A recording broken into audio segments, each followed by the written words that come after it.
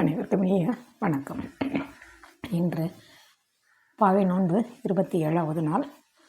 திருப்பாவையில் கூடாரவள்ளி என்று சொல்லக்கூடிய சிறப்புடைய நிகழ்ச்சி நடைபெறும்.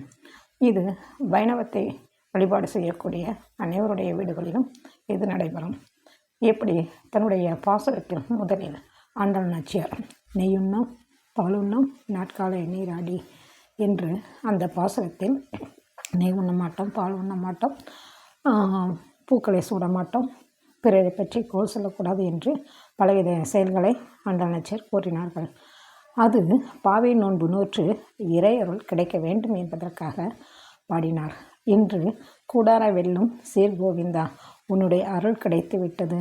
எங்களுக்காக நீ சூடகம், தோல்வலை, காலில் அணியக்கூடிய அணிகலன், ஆடை என பல வகையான அணிகலன்களும் ஆடைகளும் வழங்கினாய்.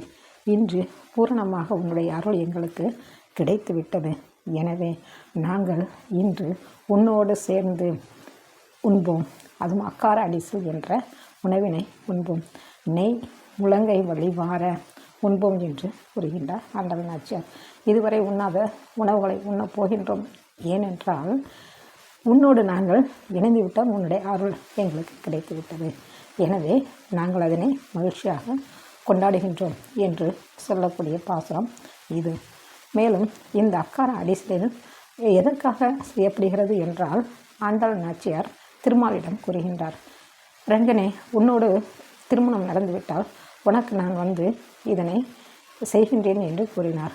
ஆண்டாள் நாச்சியார் ரங்கனுடன் ஸ்ரீரங்கத்தில் 2 கலந்துவிட்டார்.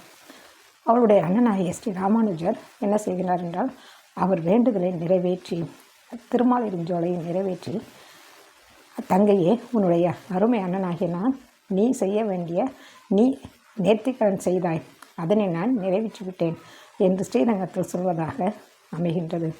இந்த பாசுரம் நமக்கு இறையருள் கிட்டும், அதாவது ஒரே நேர்கோட்டில் பயணம் செய்யும்போது நேர்மையாக நம்முடைய இலக்கு ஒன்றுதான் என்று நாம் அதனை நோக்கி பயணிக்கும்போது எத்தனை இடர்கள் வந்தாலும் அதை தாண்டி செல்ல வேண்டும் என்று கூறப்படுகின்றது. அந்த நிகழ்வைத்தான் இந்த பாசம் நமக்கு உணர்த்துகின்றது.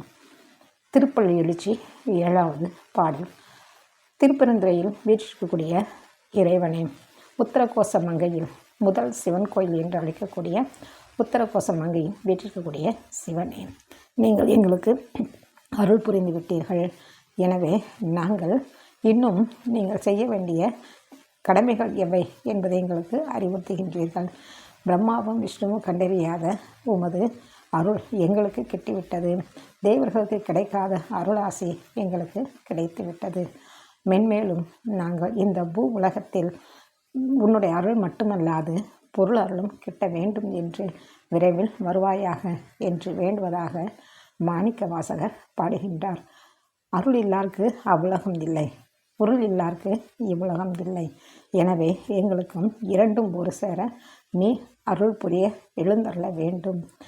அதாவது எங்களுக்காக நீ கீழே இறங்கி வந்து அருள் செய்து கொண்டிருக்கின்றாய். இத்தன்மையை நாங்கள் உணர வேண்டும் என்று மணிவாசகர் இந்த பாடலில் பாடியுள்ளார். நன்றி.